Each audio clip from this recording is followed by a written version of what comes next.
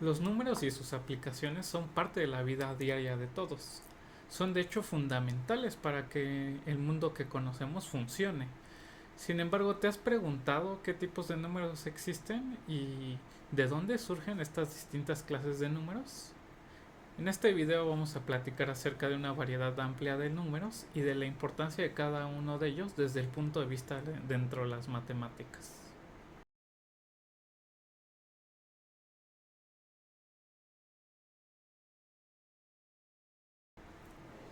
¿Qué tal? Yo soy Lalo y este es mi canal de YouTube.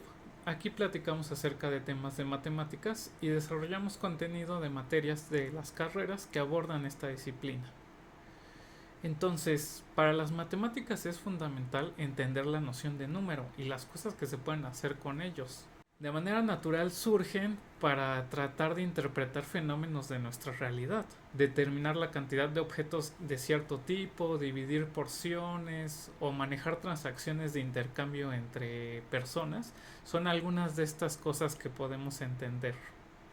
Así entonces la noción de número se fue desarrollando con base en las necesidades que van surgiendo. Una primera situación muy natural es justo contar la cantidad de objetos que hay de cierto tipo. Puede ser que no tengamos nada, que tengamos un objeto, dos, tres y así consecutivamente.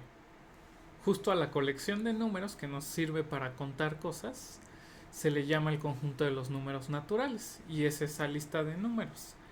Desde el punto de vista de operaciones es también bastante importante entender que se pueden hacer sumas y multiplicaciones entre los números naturales. Esto resulta muy útil cuando estamos en escenarios donde se replican varias veces objetos, si queremos sumarlos o multiplicarlos. En matemáticas esta colección de números se les denota con la letra n y es la forma en la que se habla de todo el conjunto de estos números naturales. Por otro lado, también podemos pensar qué sucede cuando queremos restar ciertas cantidades hablando de estos números, ¿no? Como agarrar 5 menos 2 o 100 menos 50. Sin embargo, existen situaciones en las cuales debemos de hacer ciertas restas donde la cantidad que estamos restando es más grande que la inicial. Por ejemplo, 7 menos 10 o 40 menos 55. Si solo usáramos números naturales, no es posible entender qué es lo que está pasando en estos casos. No existe una cantidad que nos diga cuánto es 7 menos 10. Sin embargo, para arreglar esto surge la colección de los números enteros, que es una colección más amplia donde vamos a poder agregar estas contrapartes que se le llaman los números negativos.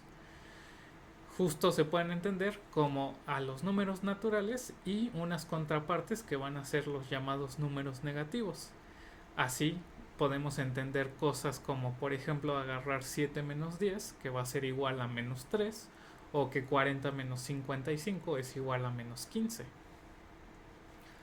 Así entonces dimos un salto de los números naturales a los números enteros y se cumple una cosa bastante importante que es que los números naturales están contenidos en los números enteros. De igual manera como con los números naturales, los números enteros se pueden operar con sumas, multiplicaciones, solo que pues ahora tenemos que cuidar los signos de lo que está haciendo, ¿no? Y también, como en los números naturales, a la colección de los números enteros se le nota con la letra, pero una letra diferente, que es la letra Z. Ahora, el siguiente paso importante, después de poder haber hecho restas, es la de poder hacer divisiones, ¿no? Como un ejemplo, podemos tratar de pensar que queremos partir un pastel en una fiesta para 8 invitados. Aquí lo que podemos pensar es que al tener un pastel, esta es nuestra unidad y necesitamos hacer un fraccionamiento en 8 partes. O dicho de otra manera, a cada invitado le va a tocar una octava parte de este pastelito. ¿Sale? Entonces a nuestros números enteros ahora se le pueden agregar fracciones, ¿no? Que justo se pueden interpretar como divisiones de números enteros para representar partes o fracciones de estas cantidades.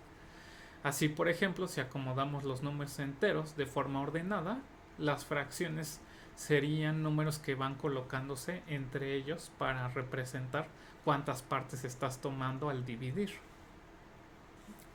De nuevo, un aspecto fundamental de esta nueva clase de números, llamado el conjunto de números racionales, es que se pueden sumar, restar, multiplicar y también dividir. Así como en los casos anteriores, se van a cumplir ciertas reglas interesantes de cómo se pueden hacer operaciones entre ellos. Además de que estos números van a estar contenidos, los números enteros, en los números racionales. A los números racionales se les denota con la letra Q, ¿sale? Y por último, si vemos el dibujo de nuevo de los números racionales acomodados en esta recta, hay una situación interesante que nos podemos preguntar. ¿Será que efectivamente llenamos toda la línea cuando estamos acomodando todos estos puntitos en ese orden? La respuesta a esto es una cosa que es negativa. Justamente existen números como la raíz cuadrada de 2 que se puede mostrar que no es una fracción de enteros. ¿Sale? Para arreglar esto entonces surgen los números reales como una colección de números que sí podemos representar con una línea recta. Se van a agregar números con propiedades importantes como pueden ser las raíces cuadradas o el número pi. A esta colección de números se le denota con la letra R. Y una cosa muy importante de estos números es que efectivamente los podemos interpretar de manera geométrica como todos los números acomodados en una recta ordenada donde cada puntito representa un número, empezando desde 0 y yéndose hacia el lado positivo o hacia el lado negativo. En muchas áreas de las matemáticas se requiere entender de manera más profunda el conjunto de los números reales y basados en sus propiedades es posible modelar muchísimas situaciones del mundo. Así, con este pequeño tour dentro de las distintas clases de números podemos empezar a entender un poco más qué hay detrás de ellos y para qué funcionan.